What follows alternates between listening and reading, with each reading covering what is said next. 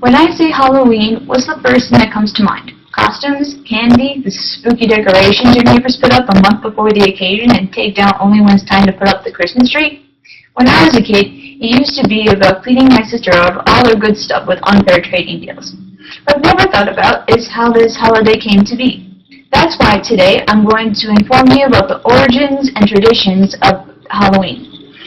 The elements I'm going to speak about are the ancient roots of the holiday, how it came to America, and how the traditions of it affect the way we celebrate it today. It's a unique holiday in many ways, but has its similarities to other major occasions in one important way. It has its roots in religion. We may not think of Halloween as a religious holiday, but that's how it was to many ancient people. Halloween's origins date back to an ancient Celtic festival over 2,000 years ago.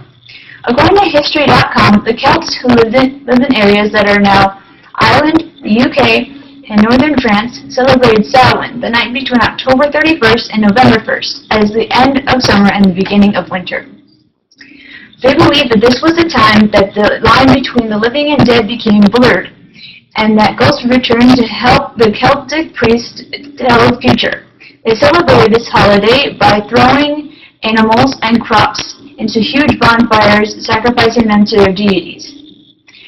By the 9th century, however, Roman and Christianity had taken over Celtic land, and the tradition blended in with Celtic rites. In 1000 AD, the Celtic Church made November 2nd All Souls' Day, a day in which all the dead would be honored. This day was celebrated quite like Samhain, with parades, bonfires, and people dressed up as otherworldly creatures. The night before this holiday, the traditional name of Samhain soon became to call All Hallows' Day, evening, and eventually Halloween. You might be thinking, all of this happened over 1,000 years ago and across the Atlantic. How did it come here? There were scattered harvest festivals in colonial times in America, but it didn't fully enter the country until the late 19th century. It was during this time that America was flooded with thousands of Irish immigrants who brought the modern Halloween here, complete with their traditions and spooky tales. Taking from their traditions, Americans dressed up as monsters and such, and went from door to door asking for money. Young women also performed superstitious activities from the Irish on Halloween, performing tricks with yarn, apples, and mirrors, hoping to see their future husbands. From around 1900 to 1950, this time of year had turned into a family holiday. Parties were now focused on games, costumes, and food, taking anything frightening out of the occasion. By the 20s and 30s, Halloween had become a community-centered holiday with town-wide celebrations, the first one taking place in Anoka, Minnesota in 1920, according to AnokaHalloween.com. It included local bands, clubs, and as you can see, tons of kids in costumes. Trick-or-treating, which had subsided between 1900 and 1920, was revived once more.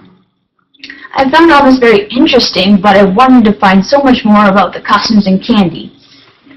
That there are many traditions of Halloween, but trick-or-treating, costumes, and jack-o'-lanterns are probably the most recognizable.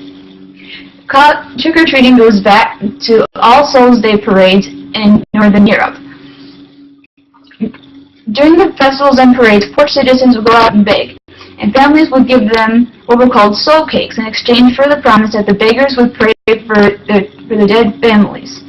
This practice, called going a-souling, was eventually taken up by just children of all classes in America by the late 19th century, who visit houses for food, ale, and money. Going door to door asking for candy didn't start until after World War II. Costumes go even further back than this. The tradition of dressing up has Celtic roots and is often associated with the Samhain holiday I mentioned earlier. On this night, it was believed that the ghosts wandered among the living. People thought they might encounter these spirits if they left their homes. To avoid being recognized as one of the living, and risk being taken back to the spirit world, Celts would wear a mask when they left their homes after dark, so the ghosts would mistake them for fellow spirits. I previously spoken about the Irish immigrants, but what you might not know is that the jack-o'-lantern is one of our Halloween traditions. According to PumpkinMilk.com, the original jack-o'-lantern weren't pumpkins, but turnips. The lighted vegetables were based off the Irish tale Stingy Jack, who was such a mischief maker, he was cursed to carry a lighted turnip with a single coal to light his eternal damnation between heaven and hell. When the Irish came to America, they found that pumpkins were larger and easy to carve, so they began using those. As you can see, Halloween has a much more complex history than it appears, from its ancient roots to its growth in the U.S. and how these histories affect the traditions we know today. I only scratched the surface, but I hope you've learned something about the history and traditions of Halloween.